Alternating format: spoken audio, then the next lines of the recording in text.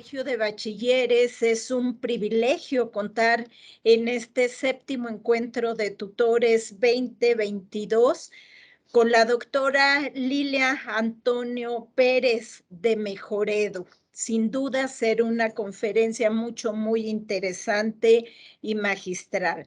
La doctora es licenciada en educación primaria, maestra en ciencias de la educación con especialidad en investigación educativa por el Instituto Superior de Ciencias de Educación del Estado de México y doctora en ciencias con especialidad en investigaciones educativas por el Departamento de Investigaciones Educativas del Centro de Investigaciones y Estudios Avanzados del Instituto Politécnico Nacional, DIE-CINVESTAB. Fue maestra de educación primaria. A partir de 1997, incursiona como docente y asesora en diversas instituciones de formación docente, entre las que destacan el Instituto Superior de Ciencias de la Educación del Estado de México, la Universidad Pedagógica Veracruzana y la Benemérita y Centenaria Normal Superior de San Luis Potosí. Ha diseñado, coordinado y desarrollado numerosos programas de formación docente en servicio, asesores y directivos de educación básica y media superior. Entre estos programas destacan el diplomado, la asesoría académica en la escuela, en colaboración con la Universidad Autónoma Metropolitana, Unidad Xochimilco. Ha impartido asesores técnicos pedagógicos en 25 estados de la República Mexicana. El diplomado Reflexión sobre la práctica, fortalecimiento de la función supervisora en colaboración con la Universidad Iberoamericana, dirigido a supervisores de educación básica de la Ciudad de México, así como cursos de preparación para el ingreso al servicio profesional docente en educación básica y media superior. Ha colaborado como investigador en estudios cualitativos por parte del DIE-CINVESTAB, entre los que destacan tutoría en escuelas secundarias, un estudio cualitativo, libro coeditado por el INE y el DIE, bajo la coordinación de la doctora María de Ibarrola, del doctor Eduardo Remedi y del doctor Eduardo Báez. También colaboró en el estudio exploratorio del telebachillerato comunitario, así como en el estudio de evaluación de medio camino, un estudio de las prácticas de docentes de primaria y secundaria que participan en la evaluación del desempeño 2015 y 2016.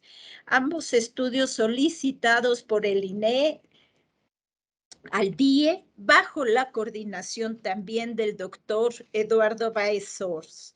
Actualmente colabora en la Comisión Nacional para la Mejora Continua de la Educación, Mejoredo, particularmente en lo que refiere a la elaboración de orientaciones académicas y lineamientos para la mejora continua en educación media superior. Algunas de las tareas que se han derivado de la elaboración de estos documentos es la realización del trabajo de campo en planteles de educación media superior de diferentes entidades del país. Por ello, es un honor tener el día de hoy con nosotros a la doctora Lilia Antonio Pérez. Sea usted bienvenida, doctora. Cedo el uso de la voz. Muchas gracias, maestra Silvia Alejandra Guzmán. Pues bueno, antes que nada, pues quiero agradecer mucho la confianza de la dirección al maestro Humberto Rodríguez, encargado de la dirección, y a la maestra Silvia Alejandra Guzmán por las facilidades y la invitación para participar en este evento. También quiero aprovechar para agradecer infinitamente el apoyo de nuestras autoridades en Mejoredu para poder participar aquí, de la doctora Gabriela Naranjo, también un saludo a ustedes, y también del doctor Arturo Guzmán, quienes nos facilitaron el poder participar con ustedes aquí. Porque, bueno, algo de lo que también tenemos mucho en Mejoredu es la importancia de poder establecer estos lazos de comunicación con quienes finalmente de manera cotidiana se enfrentan a los retos de estar trabajando, de estar desarrollando actividades con los estudiantes. Y bueno, en esta ocasión, pues vamos a centrarnos en aquellos quienes han centrado en lo que tiene que ver con la labor de tutoría con los docentes noveles y los propios tutorados. Y bueno, para mí la verdad es un gran placer el poder estar aquí con ustedes y tener la oportunidad de compartir un poquito de pues algunas cuestiones que hemos tenido aquí en materia de formación de docentes y que bueno, a mí me complace mucho el estar participando. Bueno, sin más, pues comenzamos entonces con esta charla que tiene por título, como ustedes bien lo saben en el programa, la tutoría como estrategia para la mejora de la práctica docente en el Colegio de Bachilleres. La siguiente, por favor. Bueno, comenzamos esta charla con una pregunta que me parece sumamente fundamental de por qué es necesaria la tutoría. Creo que en la propia presentación, en las reflexiones que han estado comentando, ha habido varias respuestas, ¿no? Porque, sí, por favor, las pueden dejar ir pasando, por favor, poco a poquito. Nada más si dejamos el título tantito. Gracias. ¿Por qué es necesaria la tutoría? Porque pensamos que la docencia es efectivamente una actividad muy compleja, pero me parece que más en educación media superior. Me parece que en este tipo educativo es donde se presentan los mayores retos en la docencia y que en ese sentido la tutoría viene a ser muy necesaria. También sabemos que los cambios sociales, económicos, políticos en nuestro país vienen a incidir en el propio sistema educativo y con ello en la labor de las escuelas y de los docentes. Ahora sí, la que sigue, el siguiente parrafito.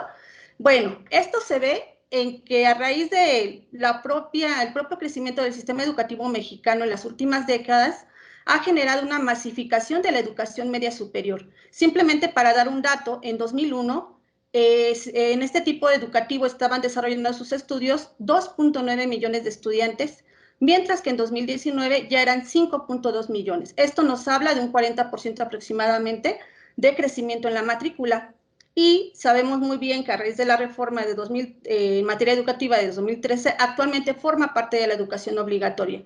Esto ha tenido fuertes implicaciones en términos de que ha crecido y se ha ampliado la heterogeneidad de la población estudiantil, que si bien antes, en tiempos atrás, tenía un nivel socioeconómico más o menos parecido entre sí, ahorita se atiende una gran diversidad de población proveniente de distintas instituciones, de distintas secundarias, en donde los estudiantes llegan con diferentes niveles de aprendizaje. Luego, entonces, uno de los principales retos que se manifiestan actualmente es cómo trabajar con estudiantes tan diversos entre sí, en situación socioeconómica, en sus niveles de aprendizaje. Simplemente para poner un ejemplo al respecto, hace poco, en el marco de las acciones que llevamos a cabo en Mejoredu, realizamos una entrevista a estudiantes del Colegio de Bachilleres de Coahuila, y ante una pregunta tan sencilla como, bueno, no una pregunta, un requerimiento que les decía, por favor, descríbeme tu mañana desde que despiertas hasta que llegas al colegio. Y sorprende la diferencia entre aquel estudiante que, por ejemplo, tarda más de una hora en llegar al plantel y te comparte que tiene que preparar, tiene que calentar el desayuno a sus hermanos o dejar ahí preparado cosas, o inclusive por ahí algún estudiante decía dar de comer a mis perros y demás. Una hora y media de transporte público hasta aquel estudiante que era dejado en el colegio, a las puertas del colegio de bachilleres, en automóvil particular, porque pues sus padres tienen esa posibilidad. Esto habla de una diferencia de condiciones en cómo los chicos llegan a presentarse a realizar sus estudios. Un segundo aspecto que quiero resaltar es cómo los cambios en la estructura y dinámica de las familias de los estudiantes vienen a incidir también en esta parte importante de la labor docente. Sabemos que actualmente existen diversos tipos de familias, desde la familia tradicional o más usual, que quién sabe ahorita ya qué tan usual sea, de la estructura padre, madre, hijos. Ahorita hay muchas familias monoparentales, madre soltero, padre soltera, padre soltero, madre soltera, y o bien la propia necesidad económica, que aunque se cuenten con ambos padres, haya la necesidad de que ambos trabajen. Esto ha generado una dinámica diferente en los hogares, en donde muchos jóvenes no cuentan en esos lugares con una estructura que les permita formar hábitos, ni con una contención emocional que los haga sentirse escuchados.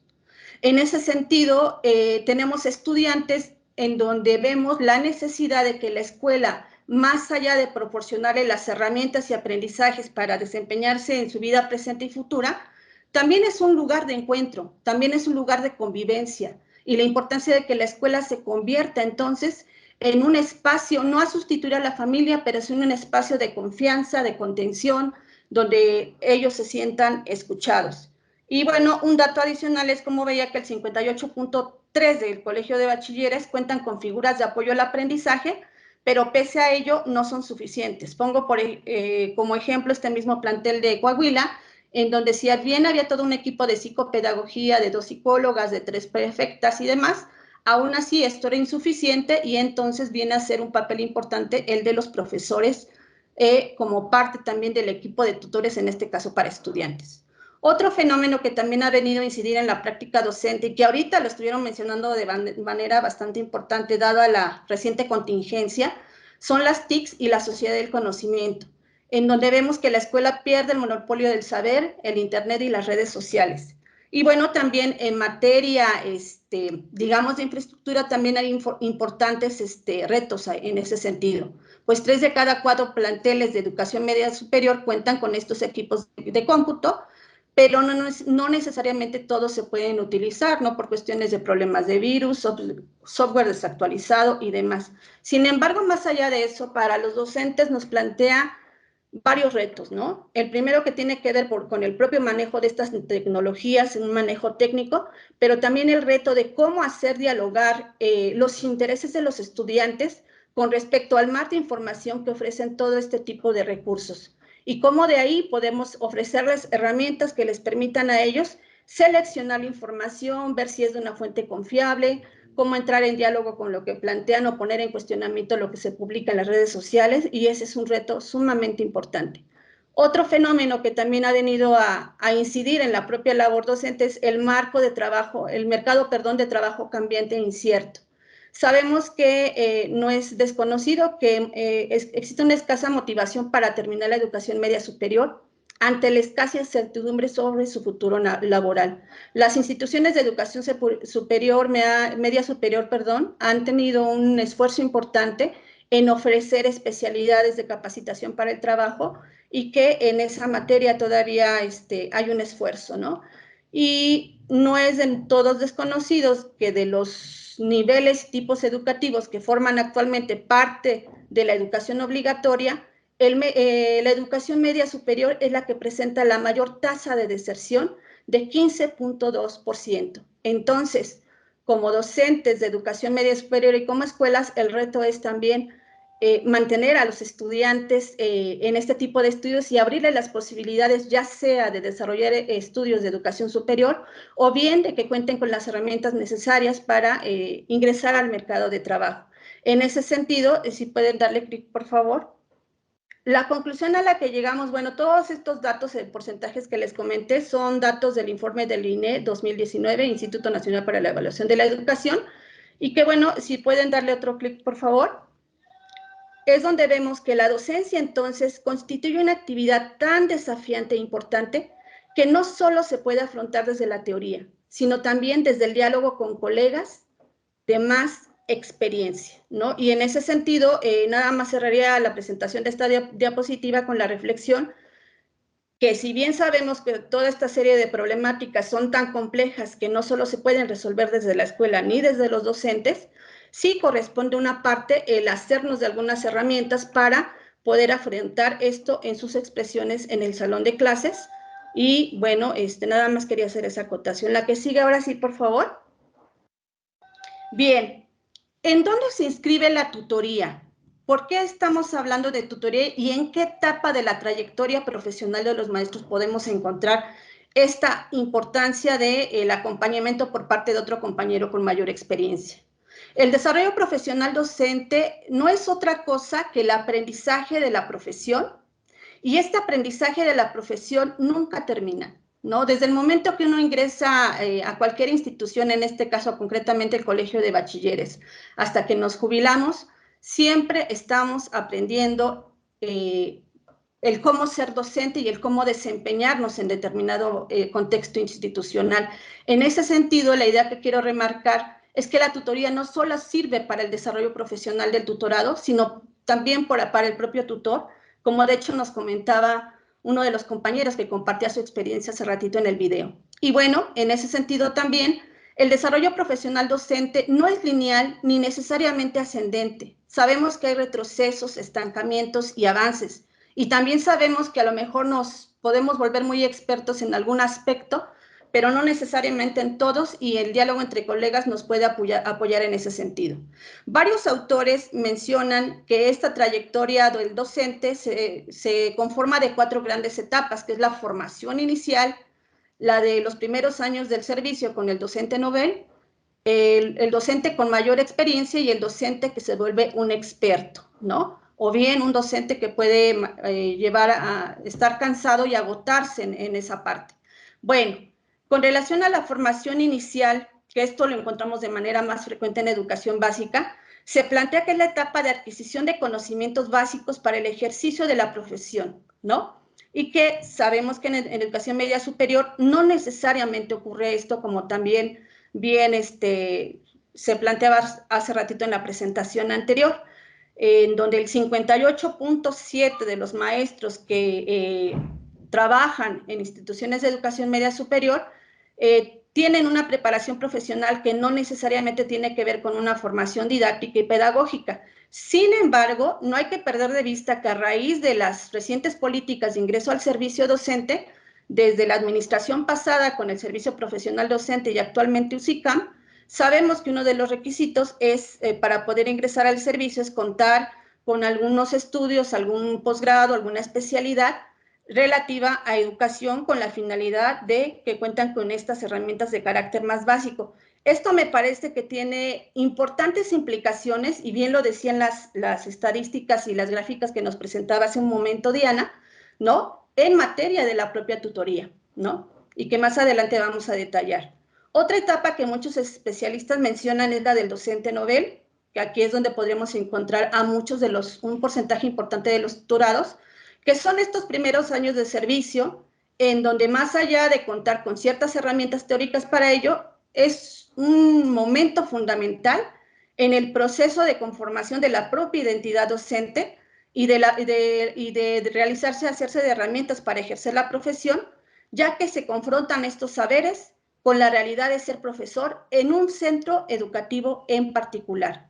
Posteriormente vemos que el maestro, conforme va adquiriendo más años de experiencia, va a tener una mayor familiaridad con el ejercicio de la docencia en estos contextos institucionales. Sabemos también que muchos no solamente se desempeñan en un solo colegio, sino en otras instituciones de educación media superior o inclusive superior, o inclusive también no descarto el hecho de que algunos puedan ejercer la profesión para la cual estudiaron, y eso también ofrece otros horizontes para la docencia.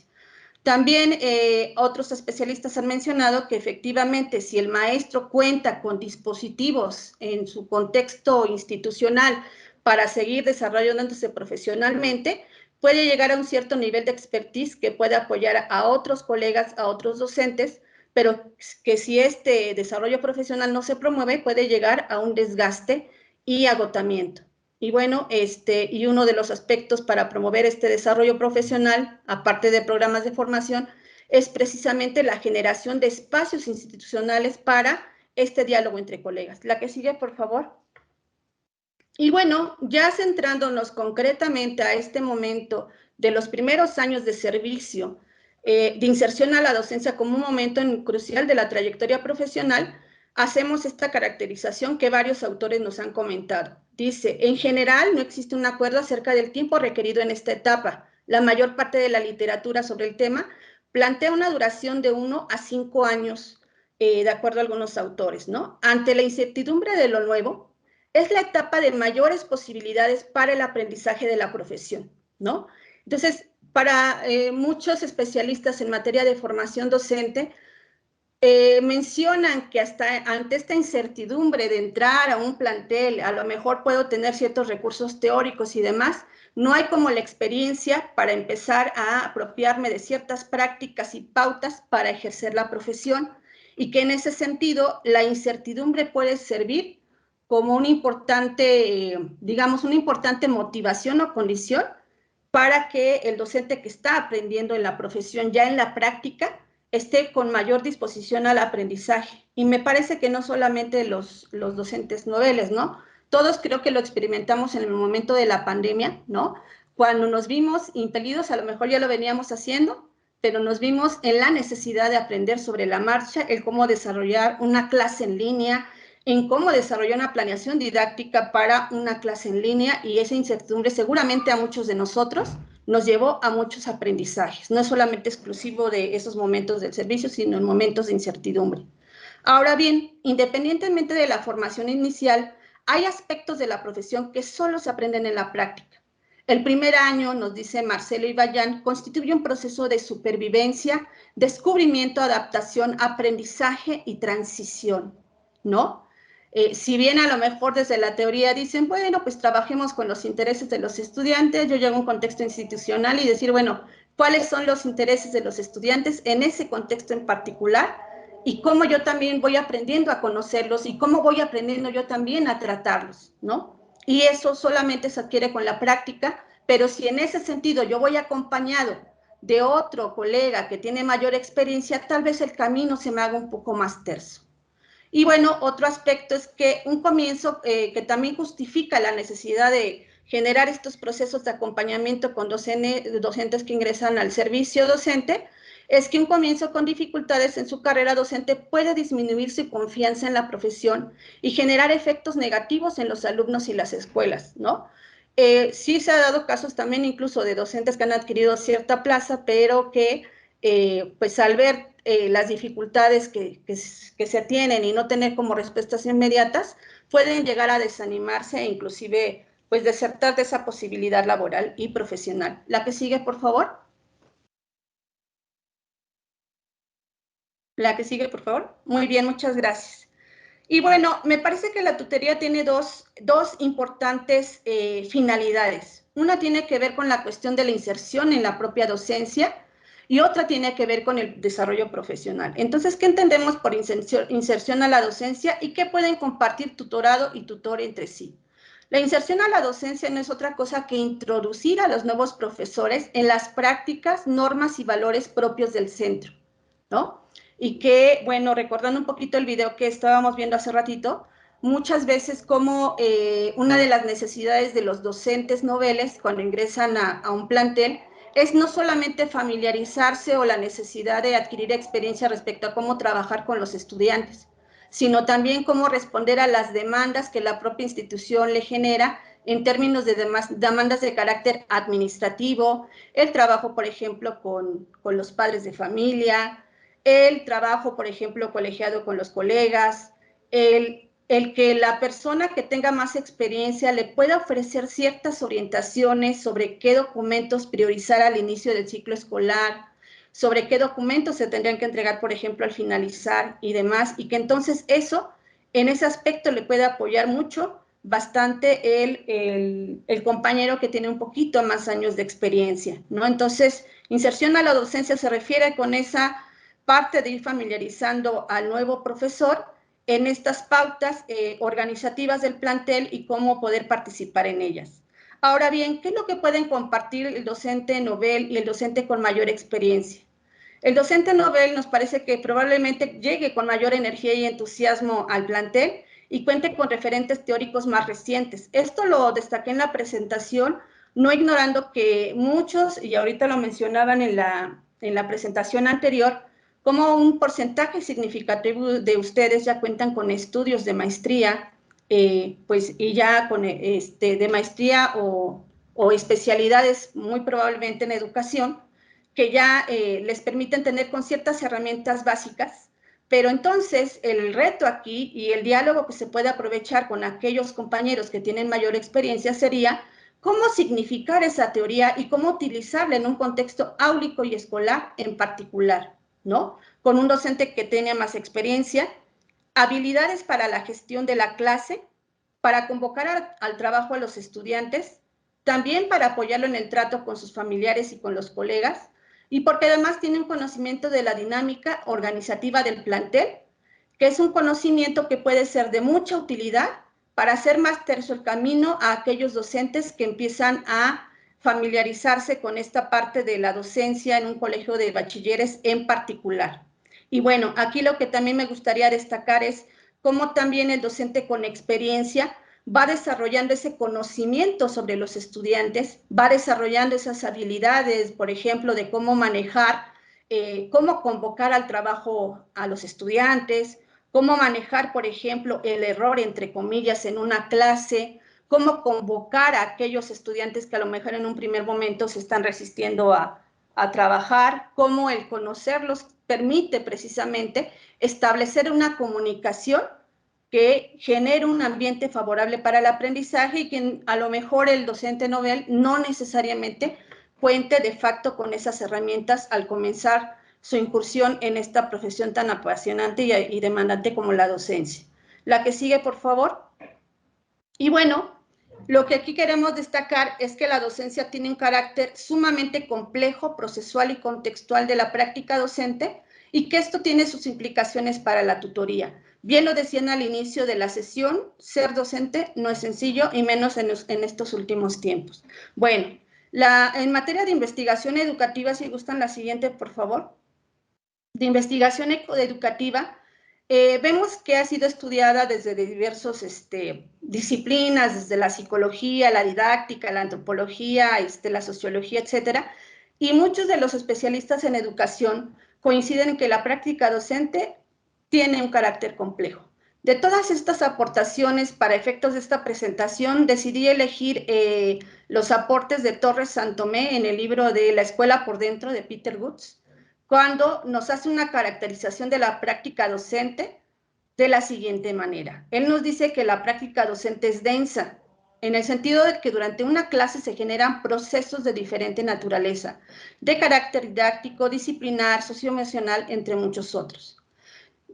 Para nadie es un secreto esta cuestión del reto de tener, por ejemplo, tal vez un dominio de contenidos, ¿no? En materia, por ejemplo, de filosofía o de sociología, y que, bueno, a lo mejor yo puedo tener un buen nivel de conocimientos en ese sentido, pero a lo mejor no cuento con las herramientas necesarias para hacer ese tipo de contenidos de aprendizaje más accesibles al nivel de los estudiantes y cómo los podría atrapar en sus intereses, cómo poder, por ejemplo, explorar sus conocimientos previos respecto a ese contenido y cómo generar una actividad que a mí me permita enganchar lo que ellos ya saben y lo que es significativo en su contexto con respecto a ese contenido de aprendizaje. Entonces, cuando nosotros estamos desarrollando una clase, ponemos en juego todo este tipo de conocimientos, ¿no? No solo los disciplinares, sino los didácticos.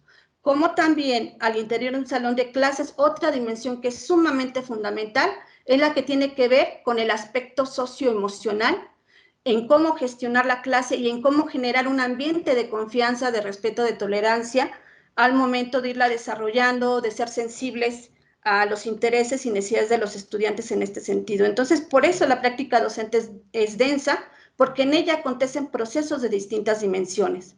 También este autor nos plantea que la práctica docente es simultánea, en el sentido de que todos estos procesos que acabo de comentar se generan al mismo tiempo, exigiendo del docente su respectiva atención. Este autor también nos plantea la inmediatez que caracteriza la práctica docente en el sentido de que estos requerimientos de la realidad del aula muchas veces no pueden esperar una respuesta pensada y reflexionada solo desde la teoría. Algunos investigadores han visto que el maestro tiene multiplicidad de interacciones en un solo día y en una sola clase, ¿no? Entonces, por eso es importante el diálogo entre colegas. Otra característica de la práctica docente es que resulta imprevisible. En las propias dinámicas de la clase acontecen eventos muchas veces imprevistos en donde el docente habrá de readaptar, afrontar sobre la marcha. ¿Cuántos de nosotros no nos hemos encontrado ante el reto de que a lo mejor yo ya tengo planeada mi clase, mis actividades, y me encuentro con la situación de que los estudiantes vienen con niveles de aprendizajes menores a los que yo pensé que tenía, y entonces, ¿cómo me veo en la necesidad de tenerme que regresar, ¿no? Tenerme que regresar para identificar, realizar actividades que me permitan posteriormente, entonces sí, la apropiación de los contenidos de aprendizaje que inicialmente tenía planteados, ¿no? Y cómo la expertise, la experiencia nos permite rehacernos sobre la marcha y afrontar esos retos, aunque yo tuviera otra cuestión planeada, ¿no? Entonces, ahí está también lo imprevisible de la práctica docente, y o bien el caso de cuestiones cuando pedimos algún material o demás, y que entonces no todos cuentan con él, y cómo a lo mejor la actividad que yo tenía planteada iniciar de manera individual la tengo que hacer en equipo, y eso también me implica un reto y rehacerme sobre la marcha. También este autor menciona que la práctica docente es histórica, en el sentido de que el docente y los grupos de alumnos, y aquí sí son grupos de alumnos porque en media superior pues ustedes atienden a varios grupos, comparten por un semestre o más una dinámica de interacción que también va a influir en el desarrollo de la clase, ¿no? Yo cuando ya soy un docente de mucha experiencia y que ya los alumnos, los estudiantes ya me conocen, también tienen una cierta forma de comportarse frente al maestro, ante un cierto estilo. Y también yo como maestro, al conocer a los estudiantes, yo sabré con quién interactuar de una determinada manera o de otra, ¿no? A quién poder exigirle, a lo mejor con quién tener un poquito más de tacto, etcétera, ¿no? Entonces, la práctica docente también tiene un carácter histórico, en el sentido de que tanto los grupos de clase como el profesor van desarrollando y construyendo una dinámica de relación que va influyendo también en la propia dinámica de la clase. La que sigue, por favor. Y bueno, aparte de este carácter complejo de la práctica docente al momento de estar desarrollando una determinada situación didáctica con los estudiantes, sabemos que también tiene un carácter procesual, en el sentido de que la docencia no solo se reduce al momento en que yo estoy dando mis clases, sino que esta tiene un antes, un durante y después de la misma, ¿no? Y que bueno, nosotros para poder llegar al salón de clases requerimos de una planeación didáctica en donde tengamos una claridad respecto a qué aprendizajes o aprendizajes pretendemos lograr. Y en función de ese aprendizaje, si las actividades propuestas que yo estoy planteando efectivamente van a contribuir al logro de ese aprendizaje, ¿no? Y también si el uso de los recursos didácticos que estoy planteando y que estoy proponiendo contribuyen al logro de ese aprendizaje, y si la forma de evaluar me permite identificar los niveles de logro del aprendizaje, ¿no? Cómo este tipo de preguntas que parecieran tan básicas nos permiten también repensar respecto a cómo estamos planeando y cómo estamos identificando aspectos sustanciales para que la situación didáctica que planteemos con los estudiantes pues tenga los resultados que nosotros esperamos. Y cuando digo planeación didáctica, no solamente me estoy refiriendo a aquella que pues se tiene que entregar administrativamente y todo, sino también con relación a aquella planeación que muchas veces nosotros, yo lo digo por mi experiencia, ¿no? Llevamos en el cuaderno las notas que tenemos aquí, o inclusive por ahí algún maestro que entrevistaba, lo que tenemos aquí en la cabeza al momento, más allá del documento, y cómo lo vamos reacomodando en función de la dinámica de la clase. Y bueno, ya en la propia intervención docente, si planteamos con claridad lo que van a realizar los alumnos y para qué, si la forma de realizar las actividades contribuyen al aprendizaje, porque no solo es la actividad planeada que yo tengo en el papel, sino al momento en que la estoy desarrollando, cómo la estoy desarrollando, con qué tono, con qué ritmos, y cómo eso también influye en el resultado de la clase. También si se genera un ambiente para el aprendizaje, ¿de qué manera? Si se retroalimenta a los alumnos, ¿de qué manera? A través de las preguntas que les hago, a través del manejo del error, en aceptar o no aceptar una respuesta, en cómo voy gestionando la clase. Y muchas de las preguntas que aquí estoy planteando, yo las encontré precisamente en su registro de clase, ¿no? A lo mejor aquí con otras palabras. También sabemos que tiene un después la práctica docente, que nos llevamos muchas cuestiones también pensando si las participaciones de los alumnos permiten identificar diferentes niveles de logro del aprendizaje, si los productos que a lo mejor les pedimos a los alumnos permiten identificar diferentes niveles de logro en el aprendizaje, y también, que creo que lo más importante, si los docentes pueden identificar aspectos que se requieren mejorar.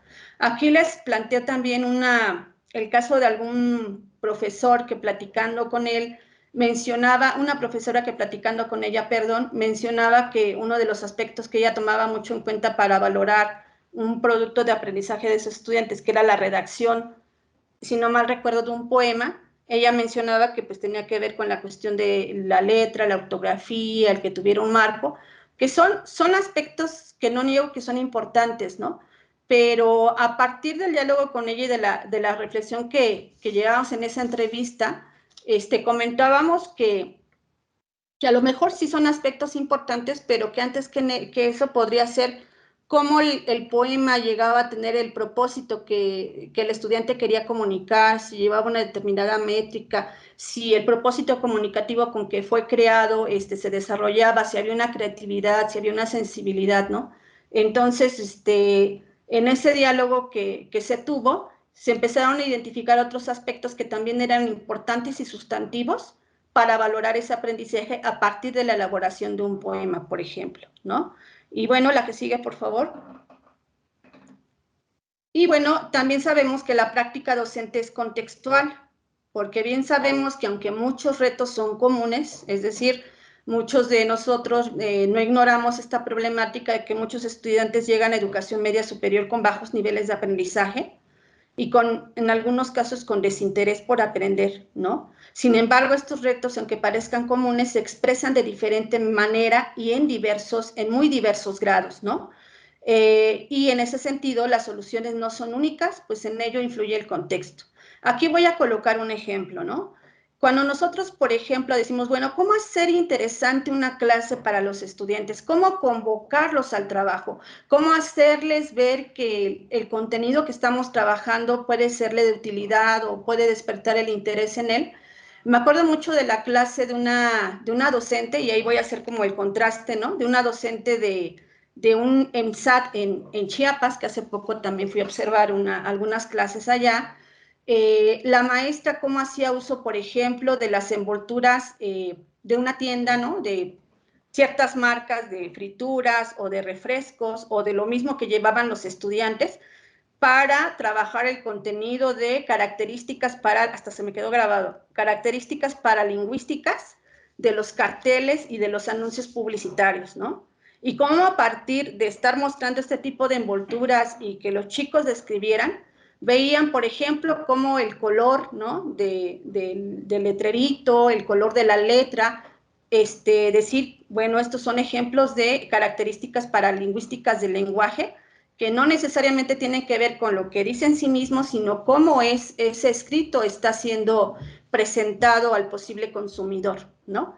Y entonces, cómo al plantearles desde objetos muy cercanos la profesora, pues permitía a ellos despertar el interés y decir, ah, bueno, pues sí tiene que ver conmigo, ¿no? Tiene que ver con lo que yo consumo o cómo anuncian, se les empezó a resultar bastante familiar esta parte, ¿no? Pero no solamente se quedó en eso, sino me acuerdo como, por ejemplo, decía, bueno, veamos ejemplos de nuestra localidad, cómo el señor de la tienda de la esquina coloca un letrero con ciertas características, con una letra con colores y demás, y cómo ahí ya estamos promoviendo algo, ¿no?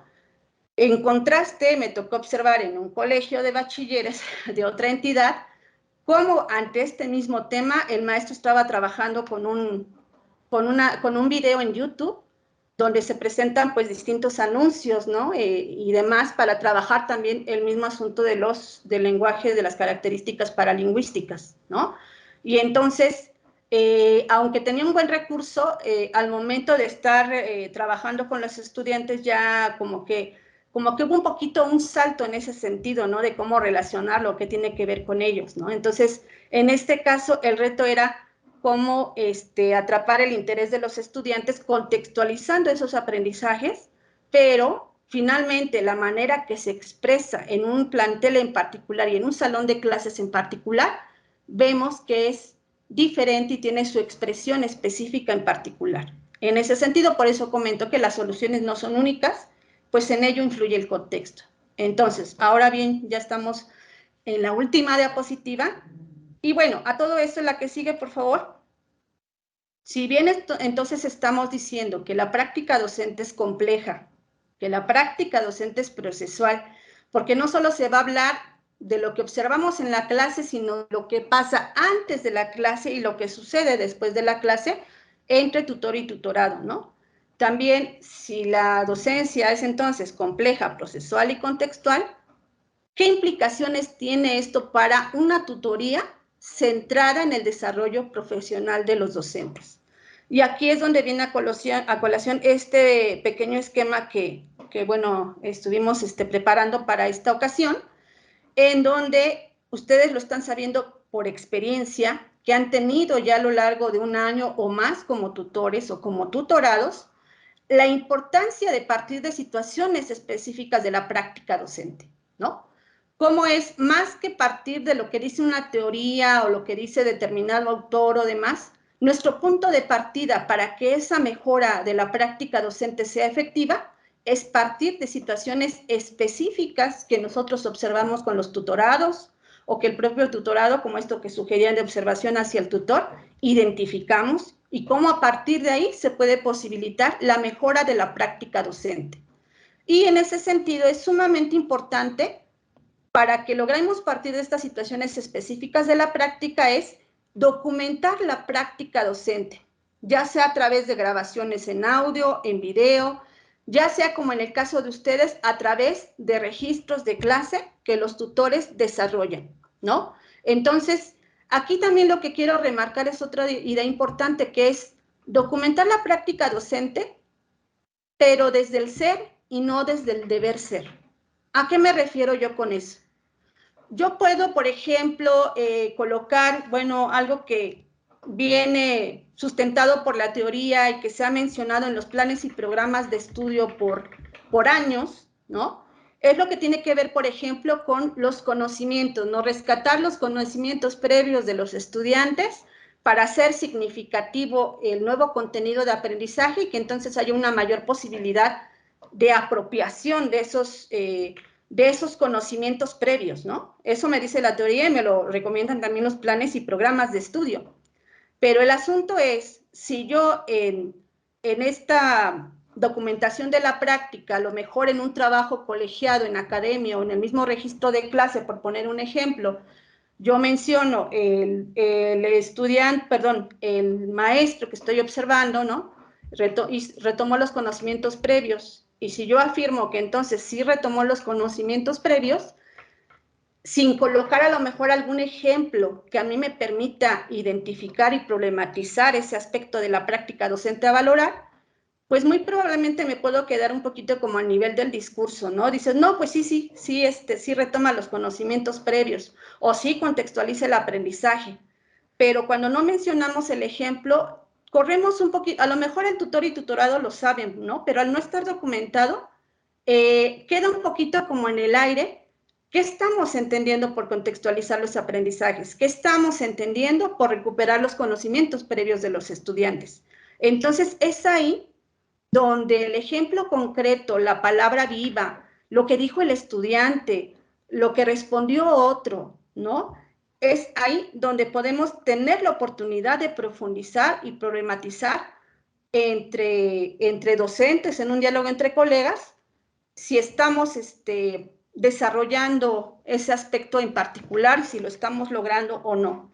Y en ese sentido, documentar la práctica docente es bien importante para que entonces, con base en la documentación de esa práctica docente, en donde se describe con detalle, en donde se refiere el ejemplo, nos permita tener un buen insumo para reflexionar sobre la práctica en diálogo con la experiencia de los propios colegas y contrastando también con la propia teoría, ¿no? Entonces, me parece que ahí es importante ponerlo en diálogo con esa experiencia y con la teoría que nos pueda estar proporcionando. Creo que sí me da tiempo de otro ejemplo ahí. Es el caso, por ejemplo, de un profesor, en este caso sí les comento, no fue de colegio de bachilleres, sino de secundaria, como la maestra ante la cuestión, la problemática un poco del bullying, de esta situación de que había un grupo de chicos que molestaba particularmente a otro, utilizó la técnica del role-playing, ¿no? Como para promover e incentivar otro tipo de actitudes en los estudiantes, aplicó el role-playing y luego se dio cuenta de que a pesar de eso, algunos de los estudiantes, sí, algunos ya no persistieron, ya no molestaban tanto, pero otros sí. Ya en diálogo con ver qué es lo que estaba haciendo y por qué no había resultado, dice, pues si la teoría me dice que así es, ¿por qué no resultó, no? Ya consultando al propio autor Kohlberg, ¿no? Que menciona esto de los periodos de las etapas del desarrollo sociomoral, y también analizando la propia técnica que proponen del role-playing, se dio cuenta ya en diálogo con esta persona de mayor experiencia que uno de los errores que había cometido es que el role-playing funciona cuando a quien a ti te interesa que cambie de actitud esté como espectador y no como parte de la escenificación que se genera como para propiciar la reflexión respecto a ciertas conductas o ciertas situaciones, ¿no? Entonces, la maestra, en el entusiasmo de aplicar esta técnica, pasó por alto esta recomendación de que a quienes interesa que cambien esa conducta estuvieran como espectadores y no como parte de la escenificación, ¿no? Y entonces, bueno, y ese descubrimiento que yo sé que se dice como muy fácil, pues llevó todo un proceso, ¿no? Entonces, es bien importante, sí, la teoría y demás, pero resignificarla en función de un contexto en particular y también tener esa disposición a escuchar de la experiencia que nos pueden decir otros colegas de mayor años de servicio. Esto nos permite identificar fortalezas y áreas de oportunidad sobre aspectos concretos. Ya no estamos hablando al aire, y en ese sentido también me parece que el registro de clases que tienen permite efectivamente identificar aspectos más específicos, pero que si estos van acompañados de ejemplos concretos o de palabras que probablemente dijo el maestro o el estudiante, pueden enriquecer mayormente la discusión y entonces arribar a soluciones contextuales y atender áreas de oportunidad. Finalmente cierro con la última diapositiva, por favor, la que sigue. Algunas reflexiones finales. Sabemos que existen principios pedagógicos que la investigación educativa ha corroborado su utilidad para apoyar la labor de enseñanza de los docentes y promover los aprendizajes de los estudiantes. Sin embargo, es importante construir significados compartidos sobre ellos en los contextos particulares de los planteles. Por ejemplo, ¿qué significa retomar los conocimientos previos de los estudiantes? ¿Qué significa contextualizar los contenidos de aprendizaje? ¿Qué entendemos por inclusión, por ejemplo, y cómo esperamos verla expresada en nuestros salones de clase? Es una invitación y, bueno, la intención de esta conferencia sería una invitación también a que se están haciendo avances sumamente valiosos, tan valiosos que a mí me permitió como identificar aspectos muy interesantes que ustedes ya vienen desarrollando de facto en la labor de tutoría como tutores y tutorados, y es la invitación a cómo podemos seguir aprovechando este tipo de documentos que ustedes están derivando de un proceso de tutoría para enriquecerlo y seguirlo fortaleciendo, ¿no? Aprovecho pues para felicitar todo el avance que están teniendo como subsistema, pero igual también empezar a identificar e invitar a la reflexión, a profundizar respecto a lo que estamos registrando en los registros de clase y también con respecto bueno, y que de eso va a tratar un siguiente ejercicio. Bueno, hasta aquí dejaría la presentación, Diana.